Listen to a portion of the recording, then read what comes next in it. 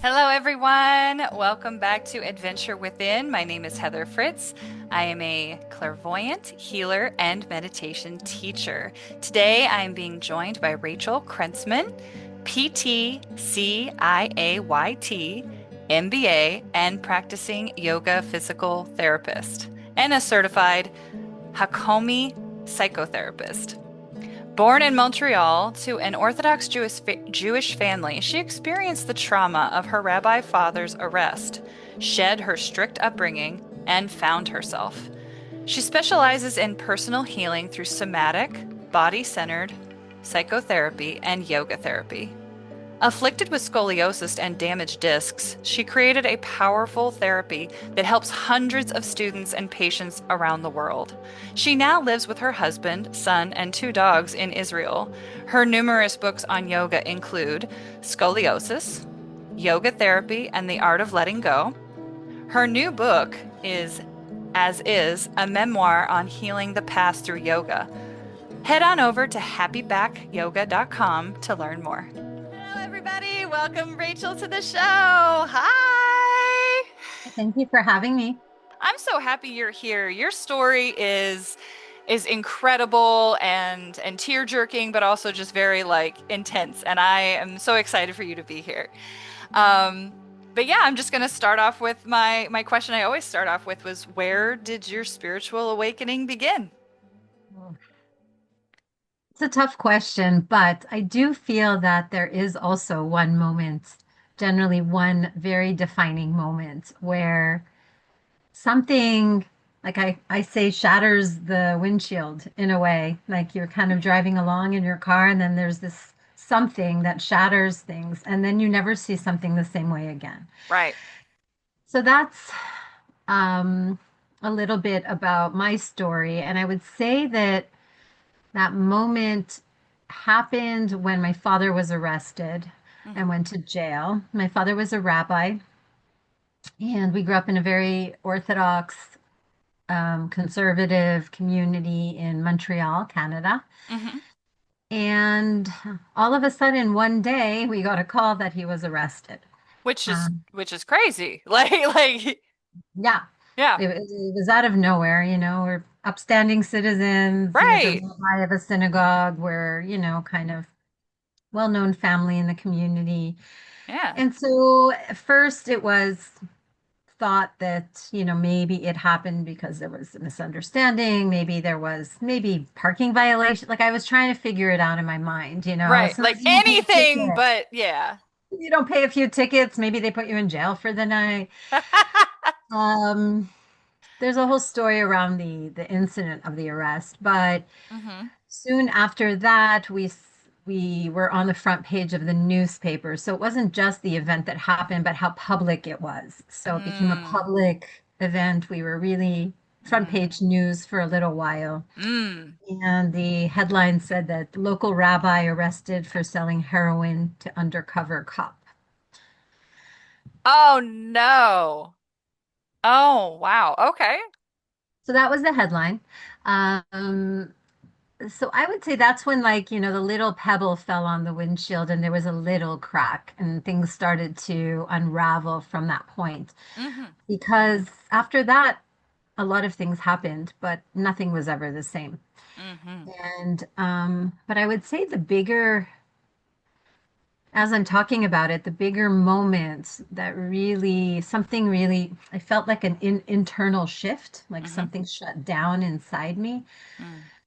was more when I was visiting him in jail. He did go to jail Hmm. um, for the crimes he was accused of, Hmm. but the short term because he wasn't a big player. He was sort of a Uh, got uh, caught. He got yeah. caught being the middleman, basically. Right. But I went to jail and I asked him to tell me. I asked him to open up. I asked him for more. I asked him to tell me the truth or to at least apologize for what Mm. he put us through as a family, Hmm. um, to talk about something real other than just he really wasn't very communicative, and I was really going out of my way to visit him, and I was going through my own difficulties, being Right. newly married woman in college, studying physical therapy, and Right. Because when something like that happens, it like shakes your whole core of everything you've ever yeah, known to be true or real. destroyed our life, our family, our reputation, everything. Hmm.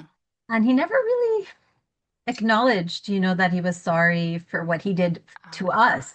Mm. Not even admitting to, why he did what he did, which we really didn't get an explanation for Hmm. either. Hmm. Um, I have my guesses, but Right. We have our theories as to why things happen, but yeah, yeah, yeah. the biggest thing was when I asked for the truth, when I asked for, well, not just the truth, but something more real, a real authentic Yeah. communication. Right. It's like I don't care what the answer is. I just want the real Just answer. say something real. Don't Yeah. ignore this huge elephant in the room and just kind of talk about what you're doing in jail and your Mm. friends and your card games. And so, Anything um, but the real thing. Yeah. yeah, yeah, he really didn't, he shut down. And Mm. I asked for that. And then he just looked at me and said, I never want to see you again. So that was kind of devastating. It Wow. felt very much like if I ask for something that I need, Mm. then I will be rejected. That was the sense that I made of that Oh my moment. God. That makes me want to cry right now because I think if my father said that to me, I would just crumble. Oh my God, I'm so sorry. Yeah, well, we didn't have obviously a very close relationship, but Mm.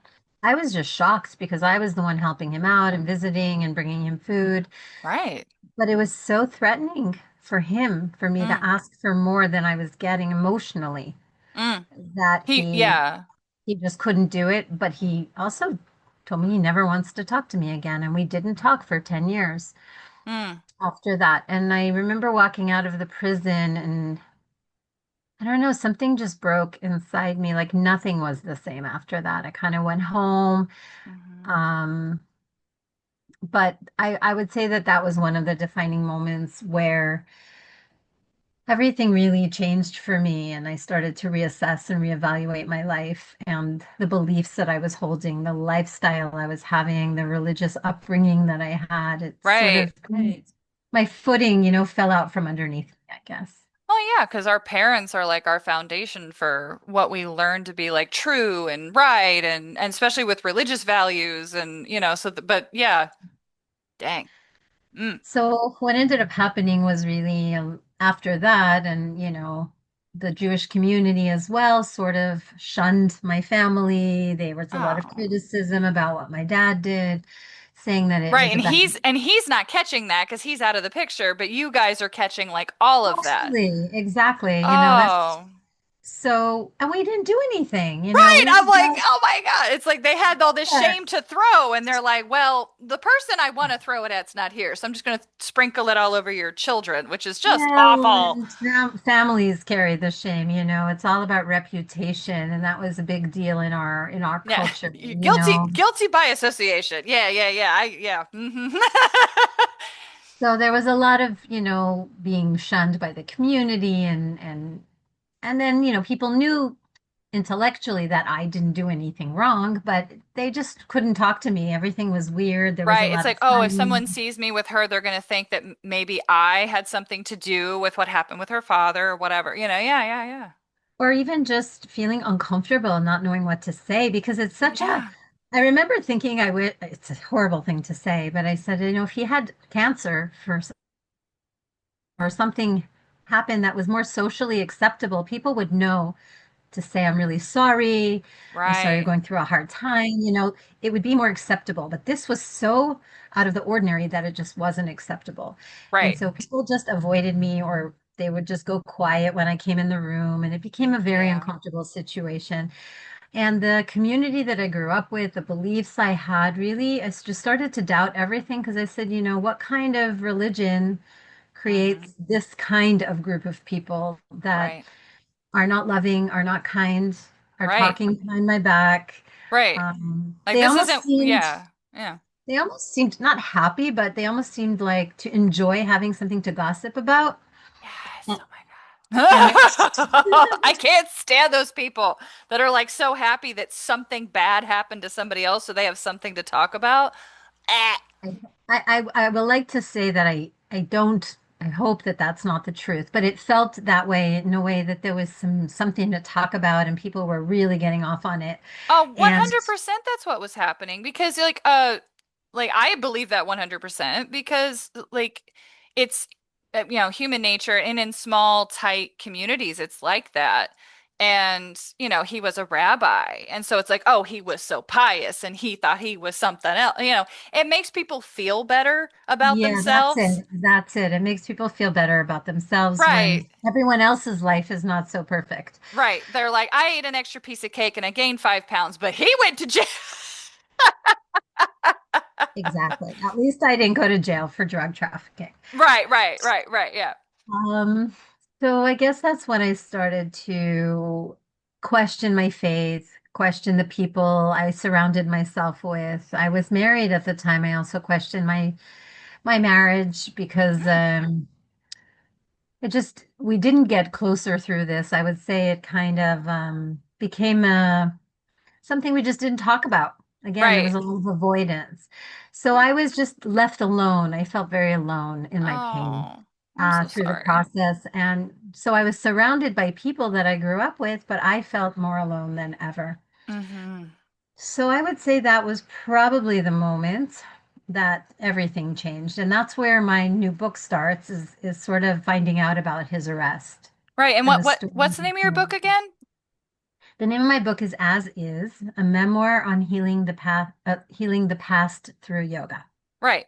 Yeah. So how long after how I guess my question is how long after everything went down with your dad did you like discover yoga? Like obviously there's a gap of time before you discovered yoga and were or if you might have already been doing yoga and might have leaned into it more. So yeah, tell me about that.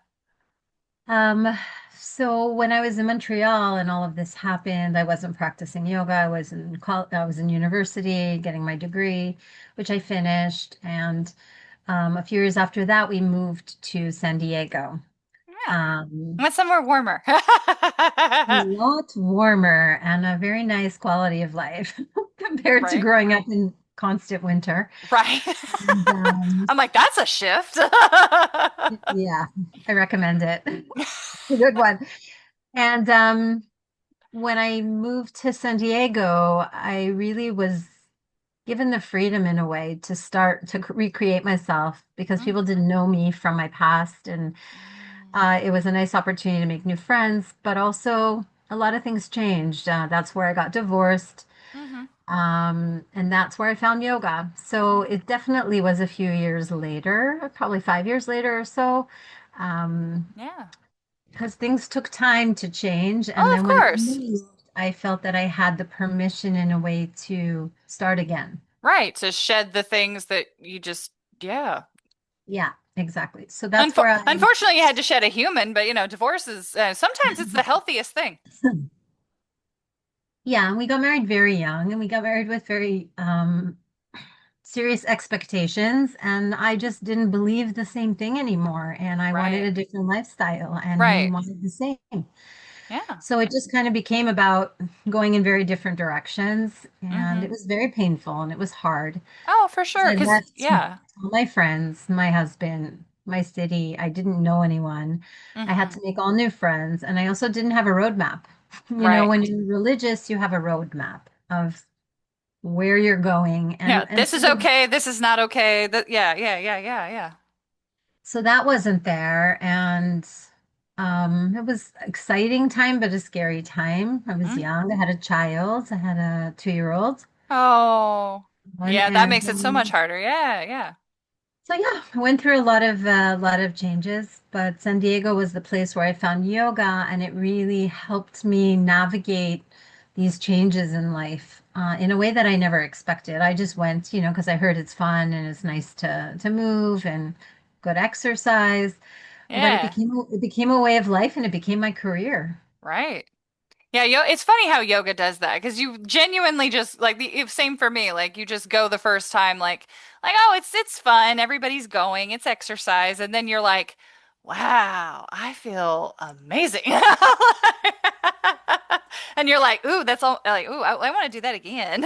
Yeah, I want to feel this way again and again and again. Uh-huh. Um, I also was a physical therapist, so I understand the body and I teach anatomy. And so as I was Okay. practicing, I started to notice that my back felt better. I have a Mm-hmm. scoliosis, so it got rid of my back pain. And then Oh, that's I started awesome.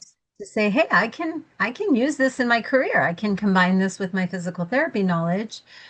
And Ah, so there was a good reason to study it more deeply because I yeah. felt that I could help other people with it as well. So I really started to dive deep into it in San Diego. Ah. Oh, I love that. Yeah, it's yeah, my sister-in-law started doing yoga because she had back issues and then she became a yoga teacher and she still teaches and she's fabulous. She has a killer ab workout. Like I told her I was going to make a t-shirt that said abs by Emily because whoo, she'll whoop your butt. But but no, yeah, no, it is incredible. And so you were already a physical therapist before. And that Yes, was what you were doing for work. And so, yeah, no, that really, so that's where you kind of got the inspiration for your type of yoga therapy, right? That's kind of where it all exactly. started. Well, the term yoga therapy didn't really exist at the time, and because this was Ah, a long time ago.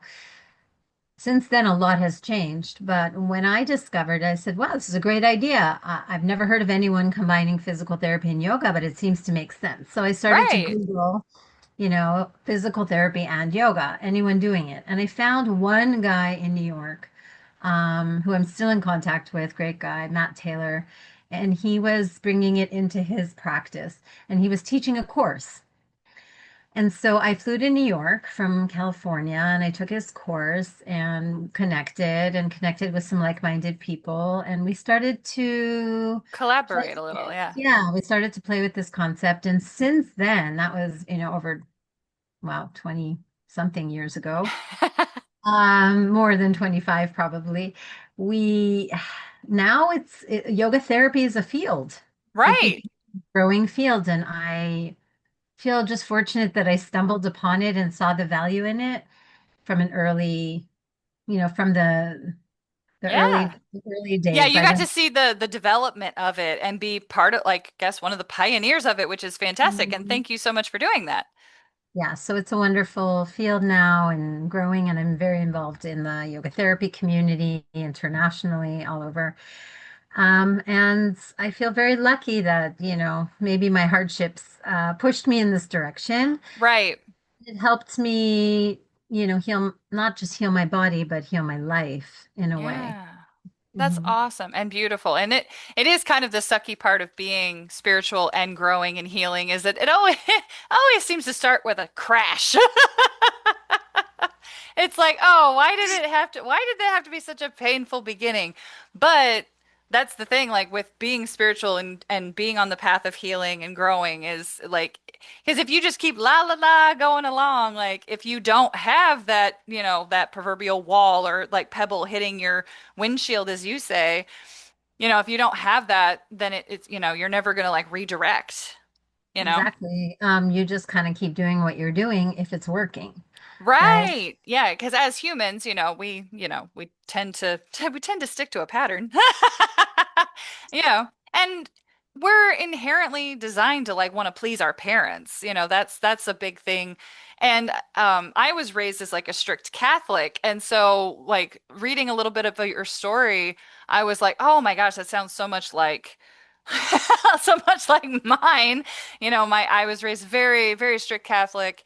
And there was just so many things about it that I was just like, I don't resonate with this. Like it doesn't make sense to me because anytime I would leave church, I felt like crap about myself because it was Mm. always like oh we don't deserve God's love, created us and we're terrible terrible lowly humans and I would leave church feeling like okay, I guess I don't deserve love and compassion, I'm just a worm, like and Oh, and that's just how that was some of my personal with that. But so I was like, man, I just don't feel like that's really God's truth for me. But it wasn't until I was in my 20s as well that like I hit my, had my windshield crack.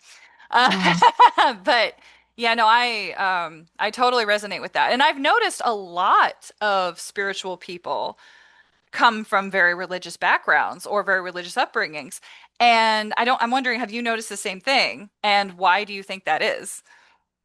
So I have noticed that I actually have a lot of Catholic friends, and Yeah. we talk about it. The similarities are astounding. It's really, really similar. So it Yeah. doesn't really matter what the religion is. I think that any religion where they tell you that you're bad, number one, Hmm. um, Built you on a know, lot of guilt and shame. there's a lot of guilt and a lot of you're not pleasing God or you're not doing it right. Hmm. At some point, there's, I guess many of us feel that it's oppressive, that it's, keeping us down and not building us up, and that we Hmm. want to have a loving relationship with God. We have God in our life or some concept of God. What is God? But Right, right, does right, God really want us to feel so bad about ourselves, and to be right. ashamed? And I guess that a lot of people, enjoyed the community and the culture of having a religion or a faith, Hmm. but not with all the restrictions that it comes with and with all the things that really bind us down and keep us small. Yeah. And so I think a lot of people break out and look for something else instead that is more, I guess, accepting of who we are as humans, and Hmm. maybe also more accepting of all humans and not Right. as, uh, Good human, bad human. Da da da. Right. right and wrong, let's Right. say. Yeah, more gray, more gray. It can't be that one religion is right and all the others are wrong. It can't Correct. be. It's like, but everyone seems to think that when Right. religious, every single religion thinks they're the one that's right and all the others are wrong. And at some point, if you notice and talk to people, you're like, well, that somebody has to be right, but not at the expense of everyone else. So I think we're all looking for something that connects us all as people, Right. um, and maybe qualities of God that we can live by, but not something that's restrictive or oppressive in any way. Right. Because spirit really isn't like that. Like, at least in my experience, like I'm speaking more in a spiritual way because I do more meditation than yoga these days. Like, yes, I still practice yoga. So, and love the physical practice, which also led me into my spiritual healing as well. But yeah, I like my mom was talking about purgatory and like you have to pay for your sin. And I'm like, that's not spirit. Like spirit is about having the human experience, and that comes with making mistakes. Like to grow, you have to screw up sometimes. Like why would source or God be like nope, nope, you screwed up, you're done. It's very punitive. It's really not helpful. And there's a lot of fear. It's very fear-based. You Very. don't want to go to hell. Yeah. And at We some don't want to point, I also burn. said, really, is this really what God is wanting for us to be Right. afraid, so that I do this law so that I don't go to hell? I don't Hmm. know. It didn't sit well with me. I guess at some point you have to, whatever the crack is, Right. It not expands. sure anymore. And then you start to explore. And if you find something else that, makes more sense or that suits your belief systems, that's kind of what we go with. So yoga sort of gave me a different, first of all, yoga is not a religion.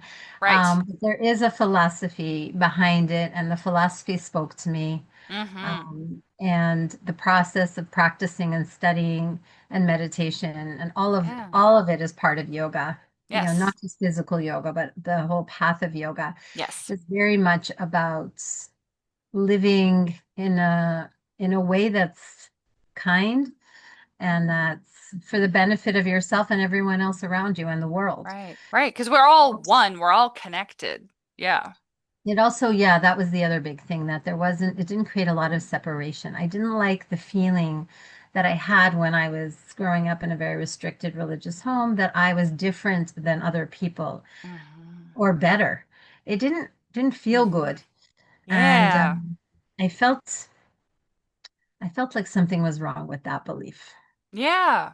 Yeah, like I'm supposed to prop up my belief above someone else's, or I'm supposed to condemn them, or not hang out with them, or not marry them, or not, whatever, for whatever reason. Yeah, I was the same way because I loved everybody. I was a hippie from birth. I loved everybody. I never understood. Like mom's like, you don't want to hang out with them. I'm like, why? I want to hang out with everybody. Well, So lucky that you loved everyone, that you grew up feeling safe and friendly, and that life was like that the world is a safe place. That's pretty cool. I was like, it hit me. It hit me in the face a few times as I like grew up. But yeah, no, I just remember being as a child, I just wanted to be friends with everybody. I wanted to love everybody. I wanted to be friends with everybody. I had no like I didn't care about your religion if you were Catholic or not or whatever. Like I was like, I just want to be friends with everybody. And so I've always had this very abundant like love for all humans. And so that's why it just always felt like my mom's like, you have to marry someone Catholic. And I'm like, but why? For why? Oh, but Same here. Yeah. right.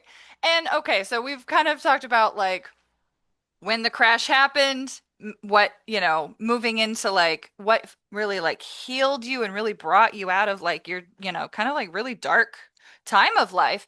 And so I'm just curious because, healing isn't linear. It's not like, okay, everything in my life's becoming perfect and always being perfect and moving upward. It's more of a, okay, we're going through another kind of darkish period. No, now there's the light and up and down, or spiral. Um, and so I'm just curious, like, was there a time after you really like dove into your healing journey that you kind of maybe had another pebble hit your windshield Yeah. and kind of threw you off that, and then what kind of brought you back in to your healing journey? Well, I started my healing journey and did all the necessary things. And then, you make a mistake or something happens and you kind of get back up. But what kept happening for me is I started to notice patterns in my life that weren't helping me out. And most of Hmm. them were really in relationship with men, Hmm. making dip choices that weren't good, um, Hmm. Guilty. and falling into guilty. Hmm. Uh, but there was a deeper, I started to see that it wasn't the men, it was really me. Hmm. I was the common denominator in all of Hmm. these decisions, that I was attracted to something that wasn't healthy or good for me or right for me. And, as much as I tried to change my life and move, and I did, there was always this gnawing feeling that something wasn't okay, and that I kind of kept finding myself being disappointed, or in situations where I didn't feel good enough, or I felt, um, in a way, not lovable, I would Yeah. say. And Yeah. what it came down to was really taking a break from relationships and going deeper into understanding my patterns, and really going into the pain of what happened with my dad, and how a lot of, the Mm. choices I was making was really seeking approval from him Mm. and from my mom as well, and Hmm. recovering from many different, traumas that I had as a child, or the way that they were with me, that had Hmm. nothing to do with religion, were just sort of personality Right, issues. right.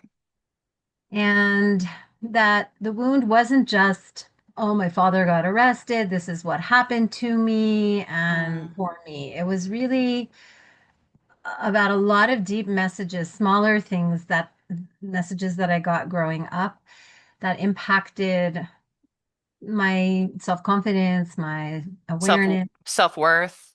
yeah, my self-worth. Hmm. And what I did was really have to do a deep dive inside, started to work in therapy.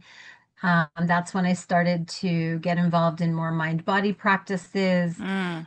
and started to study Hakomi psychotherapy, which is a somatic mindfulness-based psychotherapy No. path, and work a Yeah. little more with the body, realizing that I was very disconnected from my body. So Oh, yeah. there were many ups and downs. There were many ups and then fall up. And how am I here again? And how am I Right. here? Like, why does this keep happening to me? Yeah. And then really having to have a hard look at some difficult things and, Hmm. take responsibility. Yeah. And, I know it's never a great feeling when you're like, "Oh, I'm the one. I did it. It's yeah. me." Oh. Well, we can't change other people, right? Right, That's the right, problem. So the only thing we can do is look inside and say, why am I making these choices, or why am I attracted to these people, or why do I keep repeating these patterns again in my life? right. Why am I here again? Why do I keep Right. finding myself here? Yeah. It's not, there is a reason. And if we don't really dig in, and it is painful and it is hard to look at your faults and to look at, Mhm. It's never fun. change is really hard. We're very used Mhm. to something. And Yeah. we learn that from yoga too, and from neuroscience and from Oh, psychotherapy, that patterns are very hard to break. very. And you have to do a lot of work and a lot of repetition, and you have to repeat it again and again and again. So there are many layers of healing that can happen. You can get Right. over one event, but that doesn't mean you've really gone deep into the deeper sources of things that are, causing you pain. Absolutely. So I believe, partially because I'm a physical therapist, yoga therapist, psychotherapist, this is my life, it's my work. I work with people. It Hmm. helped me, even though I'm Right. treating others, it helped me have a deeper understanding, not feel alone, and understand that, we all do the best we can with what we Yeah. have. And life happens. Hmm. But at some point, some of the behaviors we learned or we developed as children are no longer helpful as adults. Right. And we need to unlearn them because they're not working for us. Mm. And find our own like unique path because we all are on our own individual journey.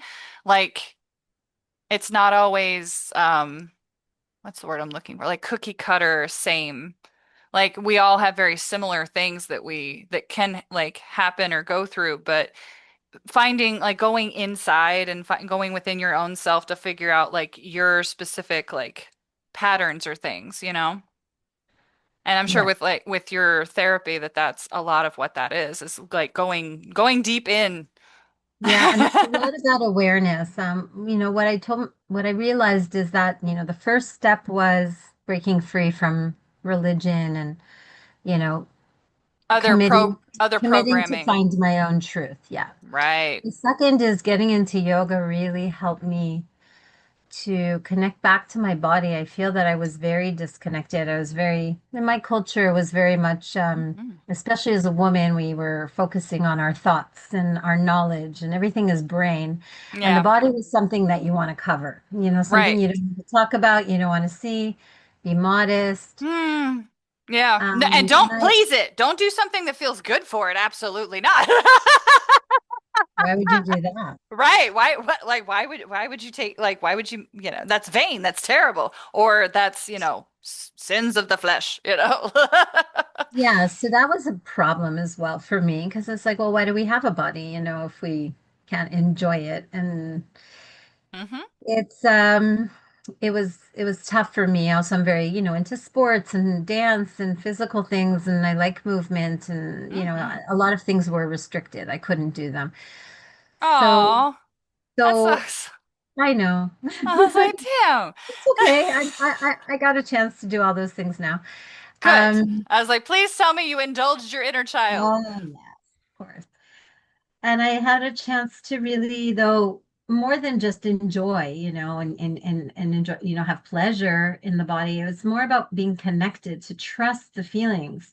Because when you're in a very strict religion, you're told how you need to be. So if you feel something different, and Mm, you just feel shame. right. Like, okay, this feeling I'm having, just disregard it or, shove it in the not Right. good closet. that it's wrong. Yep. The feeling is wrong. Whereas, how do we learn to trust our intuition? And is there something in that? And just really understanding our sensations, our physical sensations. And then Hmm. once I was able to connect more and bring more awareness to my body, I was able to really heal the psychological things both in mind and body. And that's the way that I think it should be done. I think Yeah. that we need to work top down, which means of course we need to understand and talk things through and, Hmm.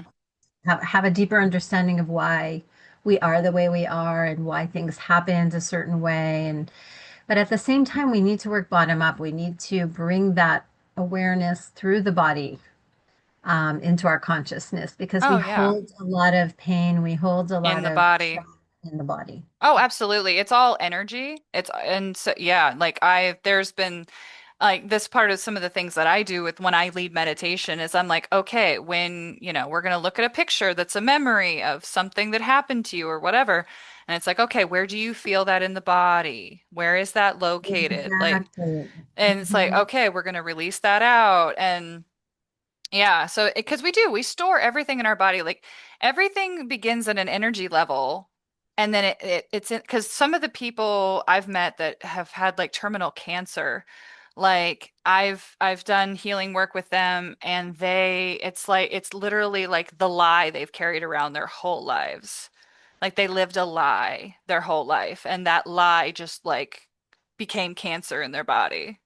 Like it's Well, amazing the way energy like translates into the physical. It's incredible. yeah, and that's what we do in Hakomi. We go to the body, and same thing in yoga. We kind of look to the body and trust in the wisdom of the body. We also trust in what we call like organicity or the organicness of the body. Yeah. That we're always looking to heal. That the body Yeah. can heal itself and the mind can heal itself, but you Yeah. have to provide the right conditions. Right. Yeah, that is, yeah, it's funny. Somebody's like, oh, do a detox thing. And I'm like, your body's always trying to detox. Like it does that naturally. That's built in. Yeah, It's just you keep putting more crap to it. that's what a detox is. You take out the crap for a little while. Well, But it's always like it's always the weekend cleanse or the quick little thing. And I'm like, no, it has to be a full shift. Yeah. yeah, yeah, Yeah. obviously long term, yeah. Yeah. I wasn't specific on that. Yeah. They're like, "Oh, I'll just do a weekend thing." And I'm like, "That's only gonna like do this much." Like if you Right. want to That's change your life, you got to do this much. Which yeah, but it starts with a little bit it because if you does. realize you feel really good, oh, I cut out sugar for a week, True, true, true. then you can do the next step. Sometimes it just seems too overwhelming when people try to make change. It's too True. big. Yeah, I know. I've noticed that a lot in current time, especially with like because I teach long courses and I can tell that a lot of people have resistance to that it's like, oh, it's this like long thing. Um, and so even I'm struggling with that with like trying to figure out how to reach people with smaller bites that are impactful. Mm. And I don't, do you run into that too, like with therapy or anything like with doing, I guess, yeah. Yeah, That they're like, oh, like yeah, there needs, I have to come back like this one because they try to pack everything in one session and you're like, well, yeah, no. yeah. They're like, heal I 20 guess years that's of when, trauma in 1 hour. yeah, unfortunately, it doesn't work that way. No. And people do want a quick fix, and I think that's, we want to put less time, less effort. I think the Hmm. more we accept that it's a process, the sooner you can accept that, the better. Right. And yet we want to try to have at least a small success or a small feeling of accomplishment or a small feeling of change so that there's motivation. True. Because it's like if you look at, Kilimanjaro and you're like, I got to get up there, Yeah. it just sometimes really is overwhelming for people. They feel they're going to fail. So you have to give them like little successes. Right. Um, but nothing is fast. And I do have very long courses as well when I teach. And people are like, well, it's a little too long. And I'm like, you can't really condense this stuff. You can, but It's hard because it is there's such an so in-depth much. thing. There's so much to know. Yes. Yeah. I know I run into the same thing. It's like, oh, but it's like, but trust me, if you just jump in it, just dive with me. Come on, do it. You can do it. I'm like, it will change your life. And yeah, so I absolutely love that. Yeah. Not everyone, not everyone is, everyone likes to jump into the water. Some people do, but Oh not yeah. everyone. Some people like to dip and then come back and then dip a little bit more. Right, yeah. And that's the thing. We love everyone on their journey, whatever their journey is. It's like, okay, I will hold space for you and however you need me to. But yeah, no. It's like, oh, if everyone just jumped right in, this would be so much quicker. Oh, Just well that commit. right. Commit. Yes, absolutely. Oh, yeah, that seems to be I was like wondering, am I the only one experiencing this with the teaching? Like, yeah, no, that's fantastic. No, you're not. You're Uh, not. It's uh, sometimes frustrating because you can't really show the depth of change that's possible in a very short period of time. You can't give a quick fix. You can give an experience, but right. and not everyone will stay and long enough to feel it. And Mm-hmm. I think that's where, as therapists or as teachers, we have to let go of expectation that you don't know what True. someone learned from you, and you don't know when they will come back, and you don't know kind of what they're capable of. And we just have to do the best we can and show up embodying all the knowledge. Yes. But Yes. you can't give it over like this. It doesn't happen fast. Right. It'd be so much And nicer anyone if who it could. promises you that, Right? anyone who promises Right. that it's not real. Right. Thank you. Somebody said it. Thank you. If anybody's like, I will heal 20 years of trauma in one weekend, you're like, Yeah, no. That's not yeah. possible. Right? It's like, I mean, you can clear a lot in a weekend. You can really like clean out quite a bit, but there's layers. We're onions. There's layers. That's exactly what I say. I always peel the onion, one peel at a time. Exactly. Oh, this has been a fantastic conversation. You are wonderful. I enjoy you. Thank you. Well, if you want to, like, those are all my questions. If you want to give your last message to my audience of what a good overarching message of what you would like them to know, and yeah. Yeah, I wanted to share that, I started by writing a couple of books that are professional books. Hmm. Um, on yoga for back health, and I sprinkled in a little bit of the emotional healing that's important to consider. Yeah. And I'd say that this new book, my new book as um, is very much the book I've always wanted to write, but I just didn't have the courage to do. So I think it took me like 20 years and two books in order Hmm. to really feel that I could be courageous enough to share my story. So I hope that when people read it, it touches them in a way where they see that change is possible Yeah. and that none of us are our stories, that Mm.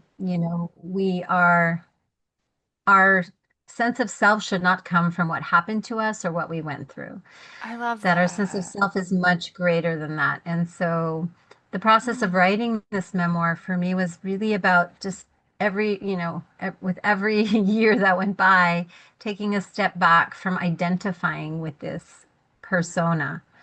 And Mm. we learn in yoga that we really aren't our ego, right? We try to quiet the ego and, Yeah. hook into something that's greater, the self with a capital S.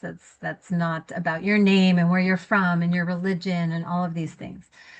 Yeah. So I hope that people enjoy my story. I hope that it helps them understand that change is possible and it Yeah. isn't linear. Exactly like you said, that there's ups and downs in the process, and that you aren't defined by what happened to you, and that we all do the best we can, but there's always, more that's out there that we can always find more peace.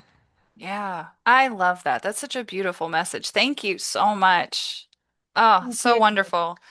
All right. Thank you so much for tuning in, everybody. We'll see you next time. Bye.